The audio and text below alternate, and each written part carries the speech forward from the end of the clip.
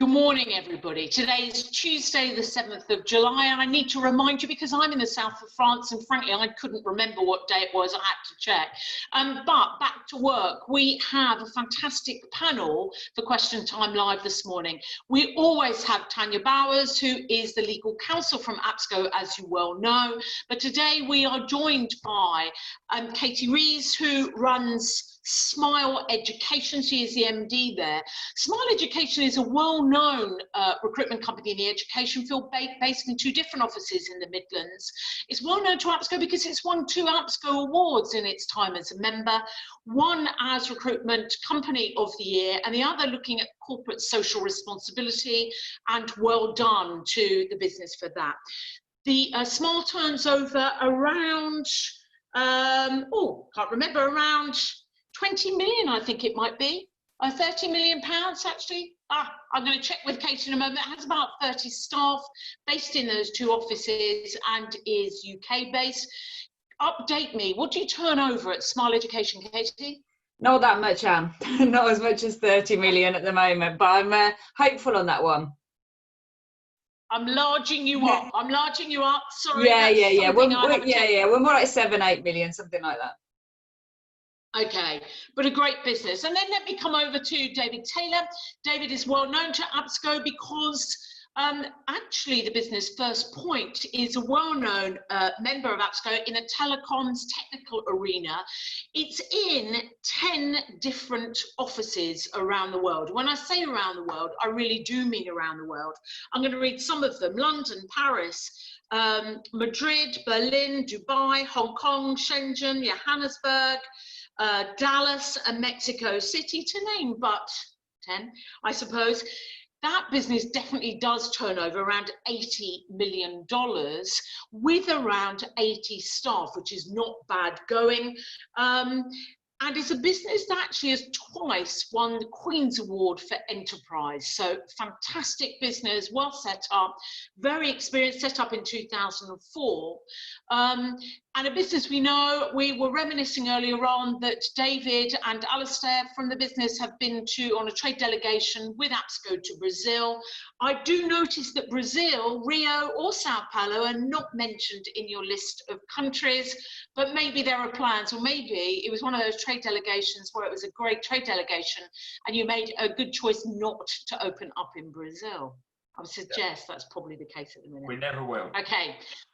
Why don't we kick off with some questions? Can I remind everybody who's listening out there, get your questions in, because what tends to happen is we have very few at the beginning, but then we have a huge run of questions at the end. We don't always get time to answer them. So if you use the chat box to get your questions in, we will endeavour to ask all of those questions and get some answers from our panel members.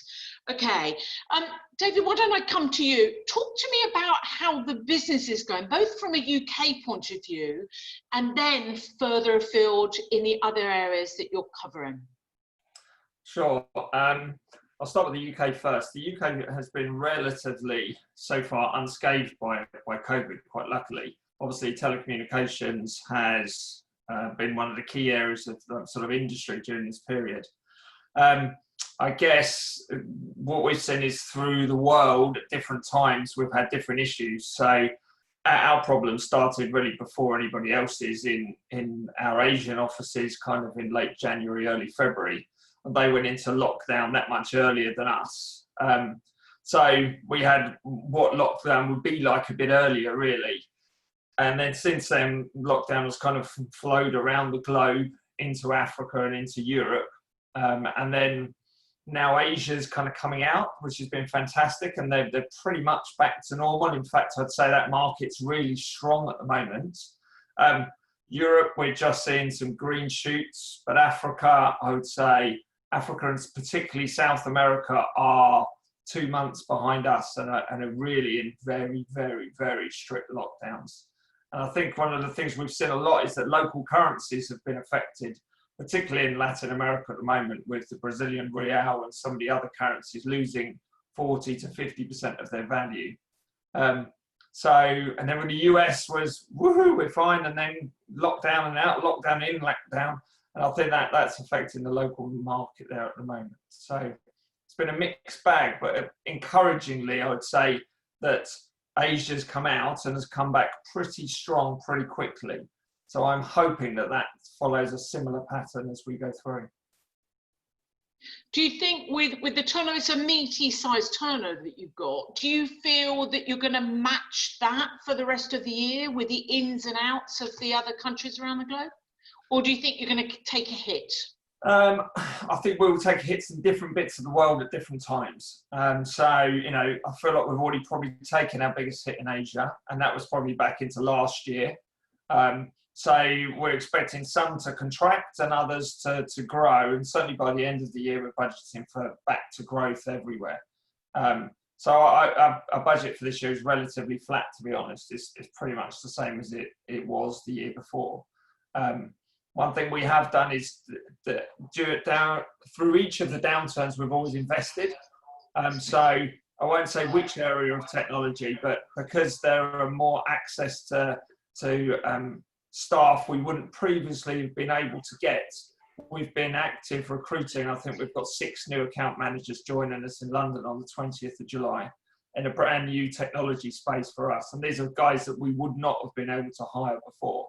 I think furloughing and people letting go, or people not being happy being furloughed where then they're busy, but their colleagues maybe aren't, and they're stuck in a lump ruling. We've been able to entice people to join us and launch a new division on the 20th. Well, I mean, that's fantastic. Katie, let me come to you. Are you finding the same scenario? I mean, education fell off a cliff at the very beginning, pretty obviously, when everyone was sent home from school. How are you finding the market?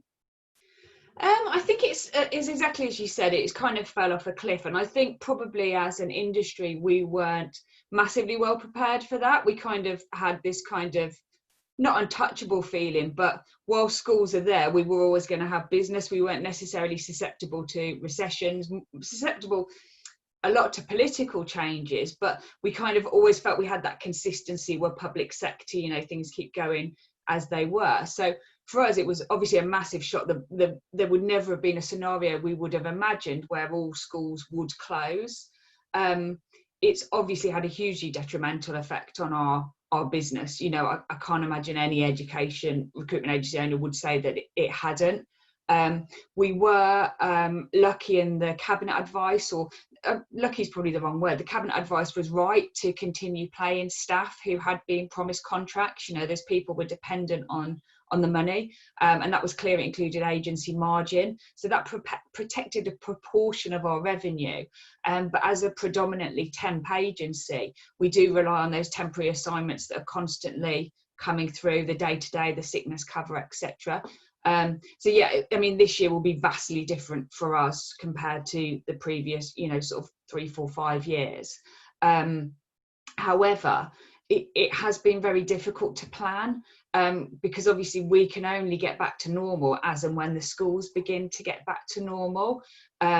We started kind of with the mindset that September was going to be kind of, you know, fantastic. That's when everything would go back to normal. Then it started to look like it wasn't going to be September. Now they seem pretty convinced it is going to be September. So we are budgeting slightly different next year with the hope that we will be back to full strength by January. We think there'll be a period of adjustment amongst the schools. So we're looking at kind of forecasting to do maybe 60-70% September and pushing that up to be back up to full strength by January.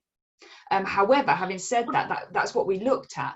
In looking at the figures from this year to last year, the bookings we have in for September and now are very, very similar to the same time at this point last year. So perhaps we're being a little bit overcautious in our approach on those budgets. It's just the absolute unknown until we know what the schools are doing. Yeah, I mean, and it's difficult, isn't it? I know obviously Boris Johnson has announced some money that's going to be coming into the education sector. There hasn't been much detail on that. Has that given you any hope? Yeah, I mean, certainly, obviously, I think we can all recognise that the government makes these wonderful announcements and they all sound great. And then it takes us, 2-3 weeks to kind of catch up with what they actually mean, what the legislation is. So in practice, yeah, it sounds really good.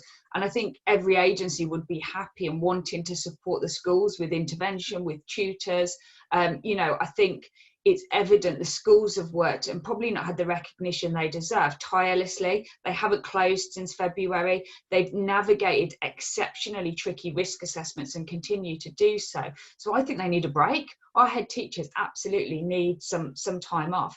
And I feel that if we could get some clarity around what Boris Johnson is saying, we would be able to support with these tutors, with helping the pupils getting back up to speed. But until that clarity is there, it's quite difficult to, we just have to predict how to act and what extra service offerings we should be giving.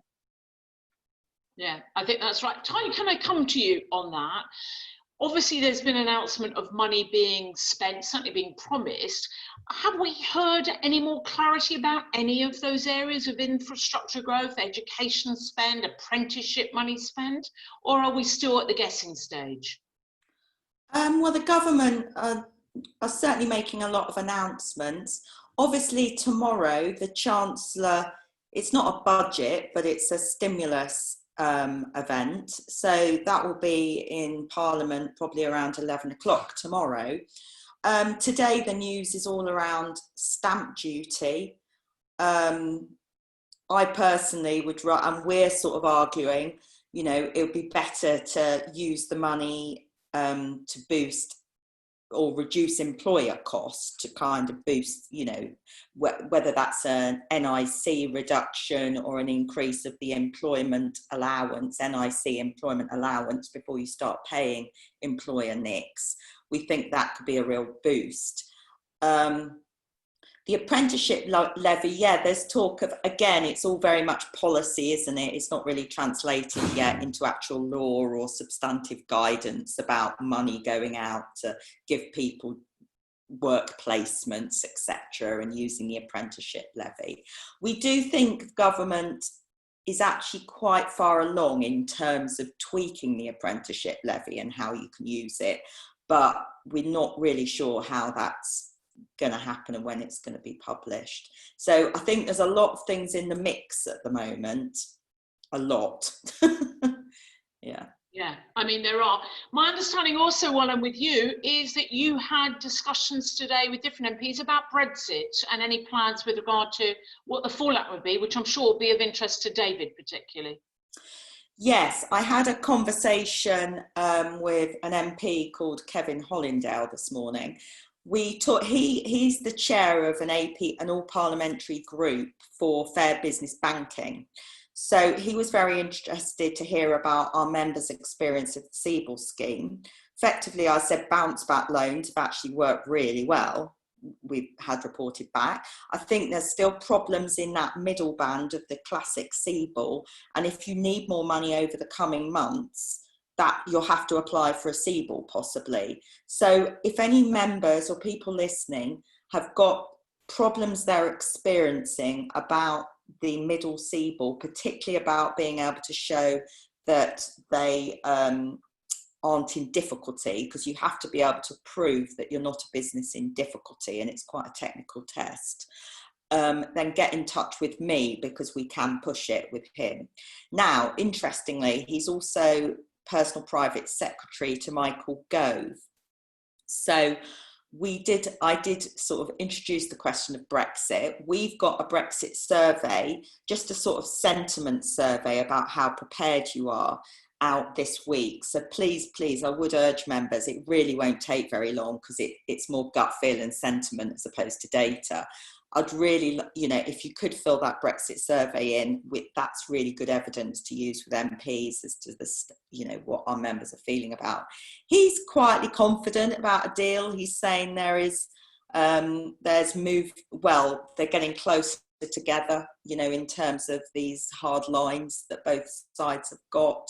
He was again very interested in what I was talking about, was about the need for visas and a need for a highly skilled self-employed visa, because the current one, which is called Global Talent, is very narrow and really is only focused on the creme de la creme, or academics or people in research and development.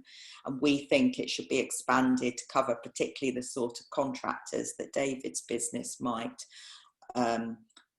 place. And he's actually agreed to send a letter if we send him a draft, he's agreed to write to the immigration minister, you know, putting forward our points. So that's a great outcome from that meeting.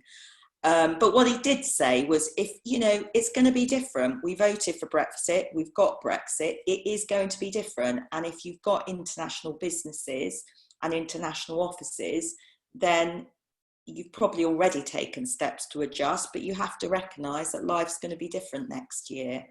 So that, you know, that was his message. So David, I don't know whether you want to ask David how his preparations have gone, because I think it would be really useful for members. I do actually. David, there you go. How prepared are you? And don't give us the recruiter answer, give us the reality check. How prepared are you as a business? I mean, you're a well-organised business. How prepared are you for Brexit? We're fine, is the honest answer. I don't see Brexit as a problem really at all. So for us, the biggest one is for us is access to funding and cross-border billing. So for services, there won't be a massive effect in that, as long as some deal goes in place, which we think we will. In preparation, we arranged additional funding. So we've already got that in place so that we can fund build directly from our European offices if we really need to, but we don't honestly think we will. Obviously, there's access to talent. Some sort of self-employed visa scheme would be amazing, but in all honesty, there's quite a lot in our industry, at least, of talent already in the UK, and we haven't got a shortage of talent. We haven't got an excess, but if anything, our industry 16 years ago was relatively niche and uber specialist with few candidates. Now, obviously, telecoms in particular is a mainstay industry, so there's a lot of talent already in the UK. So, in all honesty, for us, Brexit is a bit of a damp squid. That's my point of view. Wow. Well, I mean, thank goodness. Yeah. Katie, do you bring teachers in from abroad? I mean, is that going to affect you in any way? I mean, historically, I remember there used to be quite a lot of teachers coming in from places like Australia, New Zealand. But are you bringing them from Europe? We're not actually. We don't have.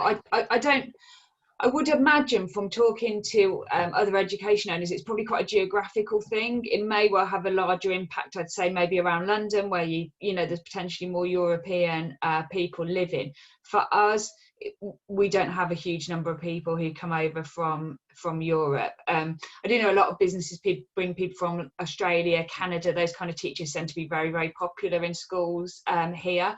But in terms of Brexit, for us, we don't see it having any real impact because we just don't use that many European. They're not available to us. Yeah, fair enough. Okay, bear with me. I'm going to come to some questions that we've had sent in.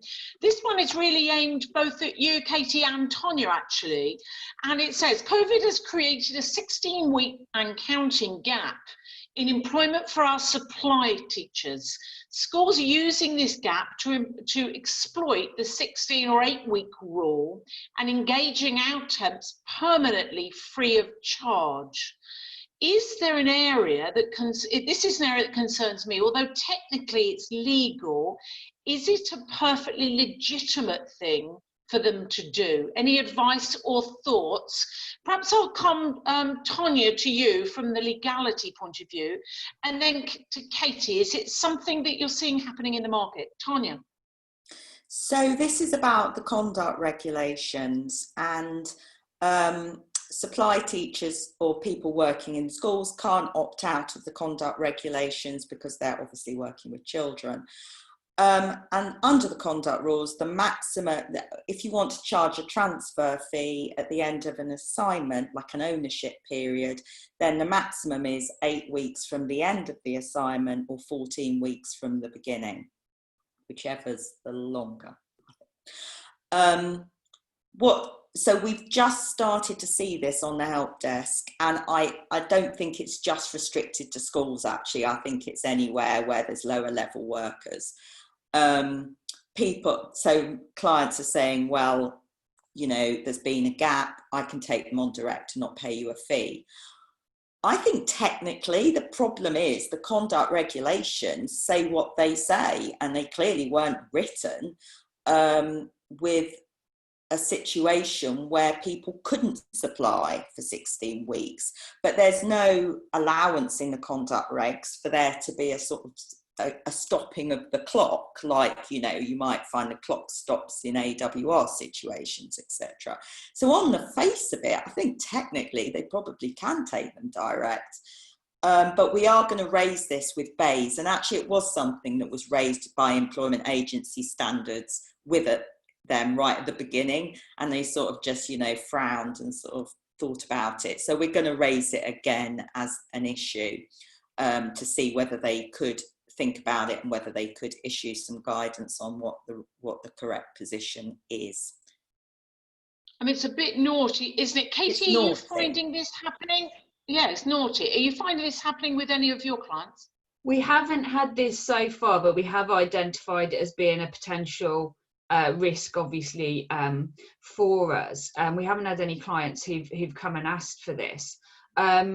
I think it may happen because it's something that when clients do try and look at this temp to perm, I think the wording of that clause is often quite confusing for them. So they very often try and use that clause anyway in some kind of form, often misreading it to try and transfer somebody over free of charge. I expect this will happen, and clarity would be really important, I think, for any industry that has to include this.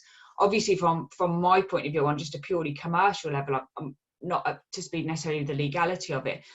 This would be a negotiation with the clients for me. You know, it would be something that I would go in and put forward our point of view. I think the government have been very clear that it's important to protect the supply chain for public sector. I think the cabinet advice has been very, very clear on that.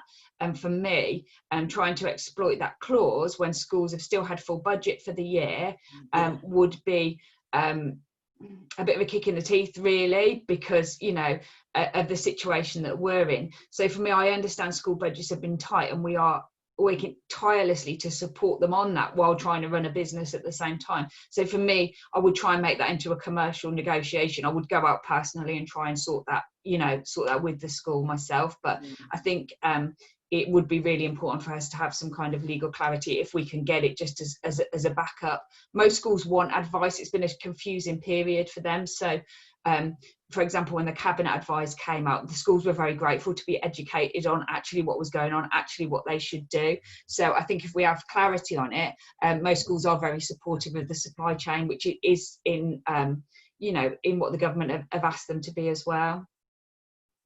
Yeah, look, I think so too. If we can get clarity for you, I think what everybody needs is consistency and clarity. And those two things means whatever's going on out there, there can be more of an even keel, people understand. So it may be that we push more heavily to get clarity and something written that helps our members within the education sector specifically with regard to that. With regard to the business from an education point of view, have you had to make redundancies in the business or put people on furlough? We haven't had to make any redundancies, which is great. Obviously, the furlough scheme was fantastic news for us because sort of all our business cut off almost before the cabinet advice came in that we could safeguard a small percentage of it. It kind of cut off on that day. That Friday, the schools closed. So the furlough announcement was just fantastic for us. It just meant we could safeguard jobs. From a personal note, I found when the schools closed, I found it very emotional because I would never have taken anyone on irresponsibly, and it felt like, you know, we had these people who were reliant on their jobs that we just didn't have any kind of money coming in. So the furlough scheme was a godsend for us. We did put a number of staff on furlough, predominantly our admin and our candidate-based team, with a couple of the sales guys. The flexible furlough scheme has been great, and I'm really pleased to say we've now got return dates for all of our staff. So nobody's been made redundant. We've started to integrate people back into the business from yesterday using the flexible furlough scheme. Obviously, our cash flow situation remains tight because, you know, the schools are closed, but we felt it was very important to start reintroducing people into the business, giving them that opportunity to re-engage with their clients, start to get candidates live for September. we kind of finalised that plan last week, and I think there's been a real mindset change, positivity. I felt really positive after those calls. People can see themselves coming back. They're out of the limbo that they felt for the last few months. So I feel massively proud that we've managed to safeguard all those jobs, and we now have a plan for every single person's return to the business. So you've got no plans to make anyone redundant once they come off furlough? No plans to do so. We've changed our structure very slightly. We've looked, which has been, it's one of those times, isn't it? You say, I wish I had time to do that. And we kind of said to ourselves, we can't say that anymore because we've got time to do it. So I've worked really hard on structure, making sure our structure matches our strategy. So there's small changes to some people's jobs, which they're all happy with. They understand the reasons behind it, 2 or 3 people, but we have no plans of making any redundancies. We feel we can keep everybody within the business. That's great. David, if I come to you, did you need to make, I mean, you've said things have been steady if you jiggle around the different countries around the world. Are there any countries that you've needed to make redundancies in or get involved, obviously from UK, or a variation of the theme from a furlough point of view? No, not really from a furlough point of view. Obviously, we've had a significant amount of margin pressure. In telecoms, there's been let's say, 40% uplift in the amount of volume on networks, but 0 amount of uplift in pricing, because most people don't use all of their pricing plans. However, during lockdown in this period, they've used a lot more data. So significantly, the operators have had to do 40% more with no extra money. So that kind of filters down the whole supply chain from our big vendors that we work with all the way down to us. So no, I wouldn't say there's been no effect of COVID in the crisis. It's certainly put a lot more pressure on the business globally. But at the moment we haven't had, so we've had 2 furloughs. One of those is already back and was only in the end of, I think, just over 3 weeks, because that market really came back in Asia. And we have another one chap that actually suited both of us at that time because he was relatively inexperienced. So it allowed us to pause, and he'll be back on the 1st of August. Otherwise than that, we've had some people that have naturally left around the world, and we haven't been replacing them. But no, just a bit of governance really. Let's suck it and see, and what happens in the next sort of couple of months.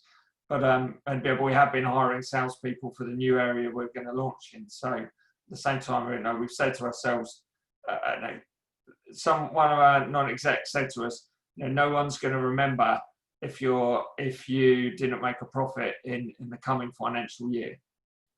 And if genuinely, everyone's going to expect a truly rubbish year. So, if you can invest during that period, then, maybe you might be better placed to take advantage of the upturn. Yeah, I mean, the great business quote of it can go down very well, but it's a good day to release bad news, isn't it? You've got this whole year, this whole financial year for businesses as well, where no one's expecting good news, and a bad year can get lost, I think, in that.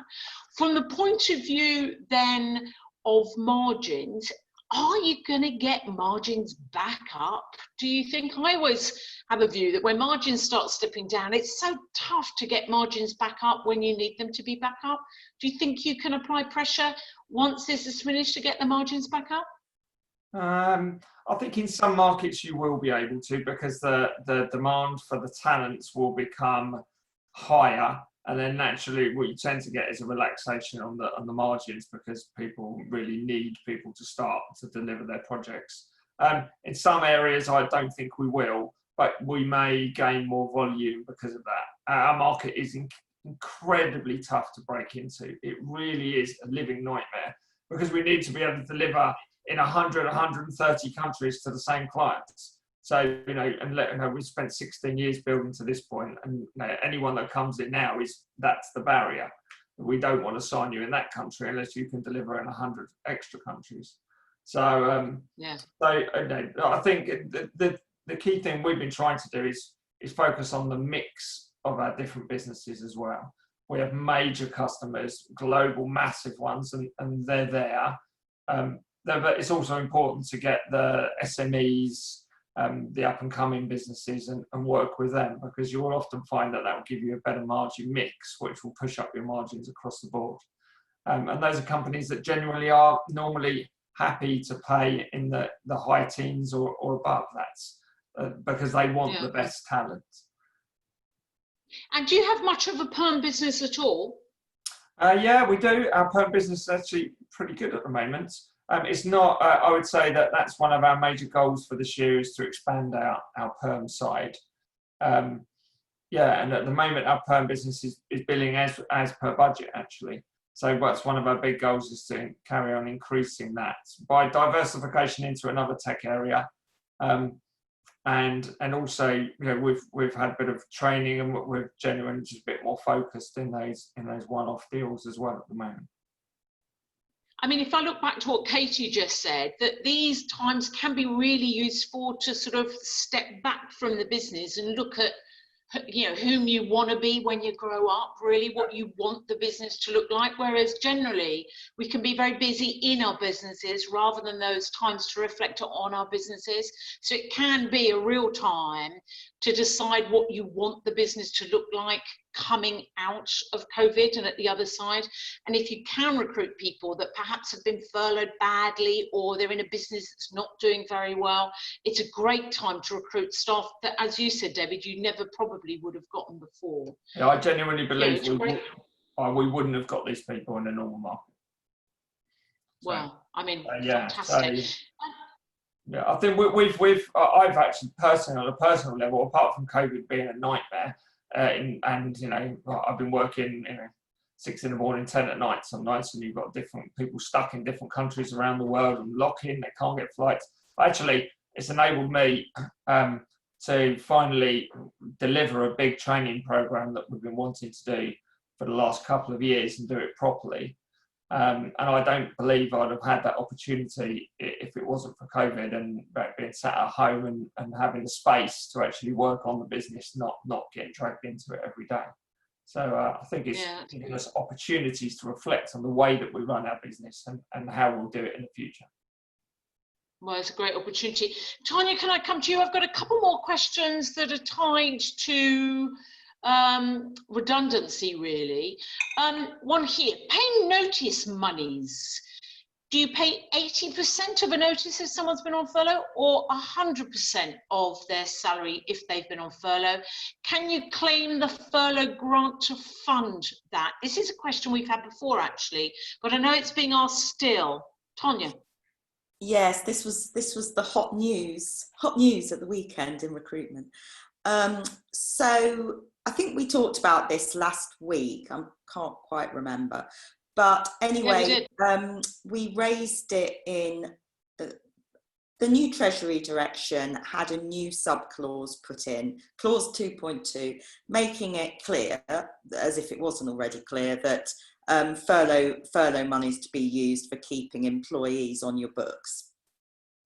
And there was a bit of panic, frankly, about whether that meant that actually it wasn't appropriate to even possibly consult for redundancy during furlough, let alone put someone on notice of redundancy or any other sort of notice during furlough. Now, since then, and that was sort of mentioned in the Sunday Telegraph, I think, but since then we've seen, in fact, I've had direct feedback from the policy advisor at Bays, and some lawyers, Lewis Silkin, have also had direct feedback from HMRC, who obviously run the scheme, both saying that yes, notice can be paid when you're on furlough. When an individual's on furlough, they can be put on notice, and notice can be, you can claim the grant effectively to pay notice. But under the contract, you do need to make sure it's contractual notice. So you have to, that's the difference between whatever the percent you're getting from the government and the 100% of their normal pay that you would normally pay on notice. So I suspect we're all going to be pushing Bays to push HMRC and Treasury to give some actual written guidance on this. But I wouldn't necessarily hold your breath, but I feel pretty confident, frankly. I've seen it in writing from HMRC, I've seen it in writing by email from Bays, and they've both said it is appropriate that you can put people on notice during furlough. Okay. Another question on a similar subject. So do I have to consider in that consultation period alternatives to redundancy before making people redundant? And what on earth could the alternatives be? You don't have a statutory responsibility to think of alternatives to redundancy. You have a statutory responsibility if somebody has more than 2 years service to look for alternative suitable roles. So as Katie was talking about doing her strategy, she's in the good position where she's not had to think about potentially roles morphing into other roles or potentially being made redundant. But obviously that's the starting point for any sort of process. You do then have to think about whether there is obviously the process to go through where you look at the criteria for the redundancy and you look at the pool of people that are in the redundancy pool, and then you go through the process of meetings. I think a lot of members are thinking about whether there are alternatives to redundancy. Obviously we've got the furlough until October, but you could then look at, with consent, because this is all contract changes, but you could look at reduced hours, you could look at reduced pay, you could look at layoff, unpaid leave as alternatives. But I think the key with any of these things are to keep communicating with your staff, keep being open about your business situation, keep asking them, surveying them, or more informally through management meetings or one-to-ones, just keep them on side so that whatever the choice is, it feels more consensual, and therefore you're much less likely to get into trouble around not being able to get consent to actually agree these changes. Yeah, okay, thank you. There's a query here, I'm just got a quick answer from you, Tania, on this. And again, it's one that we've had before. Do I need to write to all furloughed staff and get agreement with the new templates if they're coming back on a part-time or on a flexi kind of basis that will have happened potentially from the 1st of July? Do they need new agreements? I've done a new agreement because I just want it to be easy for people. I think if you've got an agreement, a furlough agreement that doesn't have an end date, then you could just write a sort of short add-on to that agreement with the employee or the agency worker to say, right, you're now moving to flexible furlough and this is the flexible furlough arrangement. At the legal forum yesterday, we did talk about how to document what hours people are working, because it's as important to record, well, it's more important actually to record what they actually worked to make sure that the grant is accurate. So you need to agree up front what the expectation is as to how they'll be working on flexible furlough, whether that's by week, by month, but you then need to have a mechanism to record what they actually did work. And and there's no right or wrong about this. If you can use a time recording system, brilliant, but otherwise it's probably something like an email, it's just, but it is making sure you've got that chain of evidence that you keep for at least 5 years. But yeah, you do have to confirm with them in writing and agree with them in writing that they are now on a flexible furlough and what that is. So I've done that full agreement just for ease, but businesses do have some flexibility as to how they do it. They don't have to use that agreement or another formal agreement, but they have to represent and agree it in writing in some way. So Tania, I'm assuming that agreement, the furlough agreement, is on the the coronavirus resource hub, available for any APSCo members to use to download. If they want to tweak it, they can tweak it, but they don't need to go outside and get someone to do it on their behalf. It's there. Does it include does it need to include any discussions or comments or directions, I suppose, that we would need to have about furloughed staff accessing emails whilst they're furloughed, if it's say 50-50? I mean, do we have to outline whether staff can use can use emails even if it's a day they're supposed to be furloughed? Do we need to get into that level of detail? What it does say very clearly is you can't work, you can't provide services or work whilst you're on furlough. It's now much harder. Now it's flexible. And again, I was discussing this with some legal counsel yesterday. Particularly imagine if you're working a half day, so it's a half day working, half day on furlough. It's really difficult to say, you have to tell them, right, you've got to switch off at 1. You can't, yes, if somebody rings you up, you can say, can you please contact so-and-so, that's common sense, but actually they shouldn't be doing anything in that furlough period.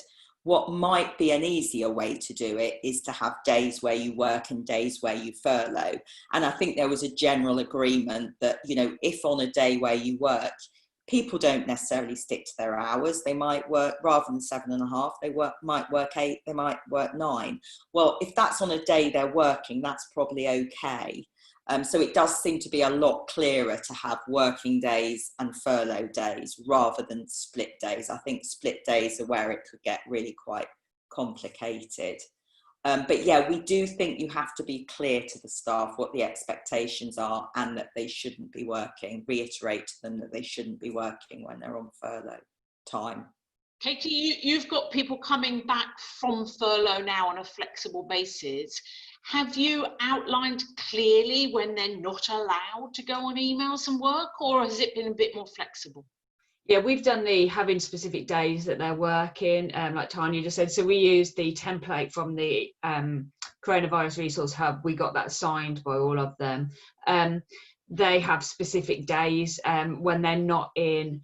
We've got an out of office, so I'm on flexible furlough at the moment. If my working day is X, if you need immediate attention, you can call the office or you can email this, this address. So we've done the specific days. I think it makes it much clearer.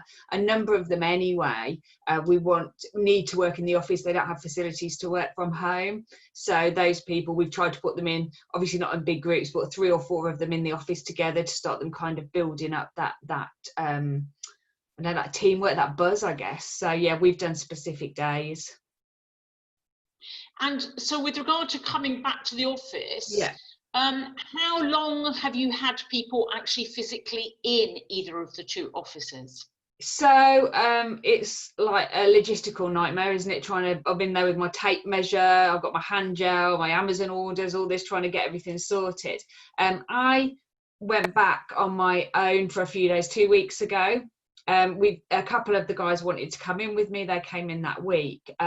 We started to bring the furlough guys back from yesterday. So we've got people in only 2 days a week, really, moving forward. If people have got the equipment to work from home, we've made no obligation on them to do so, but we do have some of the business who doesn't, and also who need to be in the office to access paper files, etc. So so apart from me being back, it's really been this week. And what sort of time frame are you planning to get 50% or everybody or whatever back into the office? What's normality going to look like? I guess from our point of view, we're in a bit of a different situation because we've got the summer holidays coming up now. So we've only got kind of a week and a half until we would be in the summer holiday. A lot of our staff take leave during that time. There's not a great need for us to bring back people full-time off furlough because we never make any real money during that time anyway. For us, we're planning for September. It is challenging. We've got a big office in Birmingham, certainly, compared to the number of people we have in there. Still difficult to get this 1 metre plus rule in place. So I've just been looking at the plans today.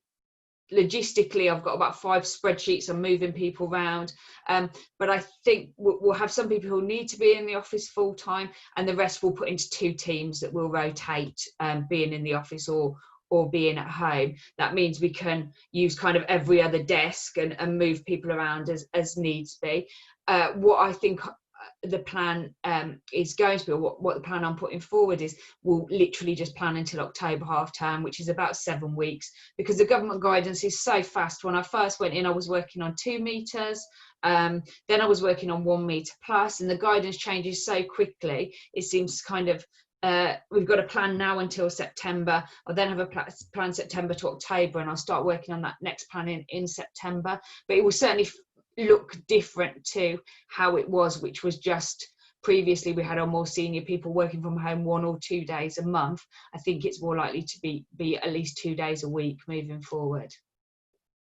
Yeah.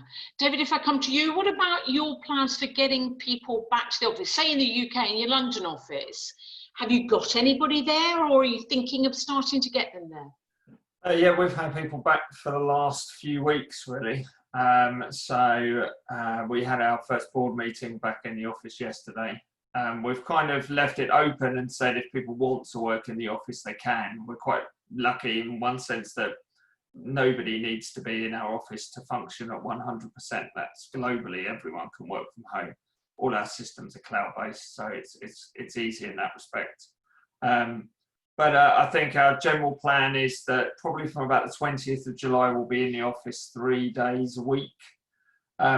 Where anyone can come in. They don't have to. If they want to, they can. We have different ages of staff. The younger ones, actually, they mostly want to be in the office because they maybe don't have the same facilities that we have. We also got some parents and they want to get away from the kids and come back in for a bit of normality. But our office has been set up for the last, I think, 3 or 4 weeks with full preparation. So we already have all of the different spacing. We've got enough room to give everyone 2 meters, 1 meter plus 2 meters throughout the whole office away from each other. All the boardrooms and the meeting rooms have all been split up and have dots on them left, right and centre. So I think from the 20th we'll be in 3 days a week, but again, if someone wants to work at home during that period, that's fine. We're not going to say come in. And then from September, I think whatever the new norm is, that's probably what we will implement from then. And I think that will have a degree of home working for everybody, with a bit more flexibility. As you know, Alistair hated the idea of home working. It was his complete and absolute nemesis. If you'd have told him 3 months ago, would have been considering letting people work from home, he'd have categorically betted his life that would not be the fact. And now I think he's quite enjoyed it, and so have I. So we will give everyone a degree of home working, probably since when they've passed their probation. I think maybe those first 3 months or so is key to let them know who's in the business, the way we do things, what the culture is, what the processes are. And then after that, give everybody a bit of a degree. And that's globally, pretty much globally at the moment. So, China's back in. And that's a big change, isn't it? It's a big change that I think a lot of businesses are going to sort of see through, that there will be times when staff can work from home. We're less afraid of it now. I mean, I know that Alistair was very anti that kind of stuff. If he's changed his mind, then anyone can change their mind. Do you think it's going to get you into smaller offices if a percentage of staff are going to work from home? Do we need the big offices that we've gotten used to? For us, we were talking about yesterday, probably at the moment, yes, we'll still have the same size offices, probably because it's not practical for people to hot desk. And in fact, we really could hot desk completely. So it doesn't really matter where someone sits, that they can log in, everything's in the cloud, so they don't actually need any paper or anything else. But we probably still think at the moment, if someone's going to be in the office, let's say 3 days, they probably want a space. They want to be with their team. They'd like to know when that is. I work with some other companies as a kind of non-exec, and actually some of those are thinking they're not going to have an office. Certainly, maybe for the next 12 months, they're thinking, look, why have this extra expense?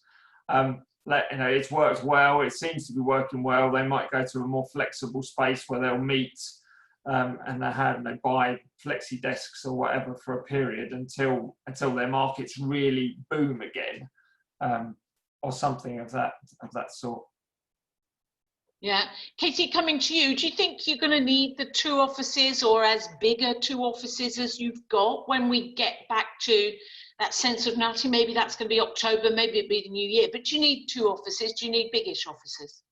I think obviously we've got agreements with those offices, so us making decisions on that doesn't need to be an imminent thing to do.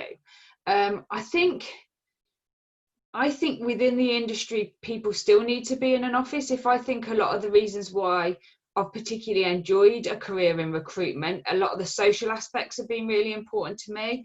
The competitions, the banter, they're all reasons why people enjoy and stay in the industry. I think we will always maintain some degree of office space, be it that people come in less often. As David just said, the hot desking has really thrown a spanner in the works, not really, having to deep clean desks after that makes it difficult at the moment, but it won't always be that way. And I think perhaps we won't need big offices, but I think we'll always maintain an office space for trainees because they need that extra support, but also for the wider team. One of my most experienced guys said to me, we campaign so hard for work from home, and I almost feel like it's be careful what you wish for, because I just miss the office so much. I miss what's going on there. So I do think our industry, and I've enjoyed working from home, I think we have to get that balance right, because I think we'd lose so much of what makes working in recruitment fantastic without those offices. It's just, we've done Zoom quizzes and, all the same stuff as everybody else. But the day I went in the office with 2 of the guys, it was just wonderful to look people in the eye, to, share a little bit of a laugh about what happened on the way in. And I think we need that. So for us, we will, I can't see us ever not maintaining an office space for that. Yeah. David, Katie used the term banter earlier on, and banter is one of those terms that's now got a bit of a bad rap, really, hasn't it? That banter seems to be used as a negative thing, but there's no doubt there is banter in a recruitment office. There is a culture, and every recruitment company has something similar but different. Each company is different. Do you think that that first point, with all of these offices and with such growth, has been able to, or how do you maintain the culture across the globe, especially with something like COVID, when people have been working from home? What have you done to make sure that that culture exists still? We're one of the early adopters of an intranet, really. So we've had that for over 10 years now. I guess, and actually, I was just thinking when you were talking, for us, because our offices are remote anyway, we're quite used to dealing with people that we're not seeing. So that has probably made it not so foreign to us to then deal with our staff over that way. In fact, I'd probably say I've spoken to more staff during this period than I ever have before, because I've got an hour and a half extra in the morning and an hour and a half extra at night. And it's actually, people tend to bring stuff to me now that actually they really need help with, not the other smaller things that they would pester you with. They actually think, God, you don't really need me for that, go and do it. We've always been really big on our culture and hiring the right type of person. I think when we look at people we hire now, we really think about will they fit culture. Well, actually, from day one, we've always thought, will they fit culturally into the team? We've had people that we knew would be really big billers for us. And we thought, if we hire that person, that will be, they are a proven biller. But actually, we're not going to, because we know they don't bring the right cultural fit that we're looking.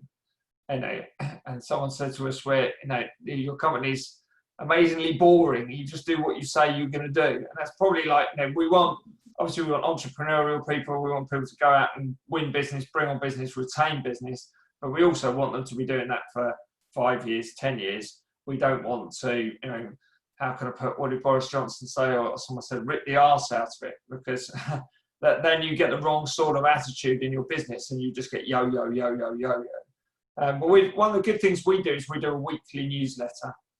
So that newsletter has everything in it from all the way around the world, like actual results. We have a deal of the week, why that's the deal of the week. That deal of the week then goes back to our culture, values, anything from, births to passing probation, number of years up, and just fun pictures of nights out and incentive updates. And it gets, we track how many people read it, so it gets probably 85% of people click and read it, which is really nice. And I do think we also do WhatsApp groups as well, which have worked really well for us. So BD groups.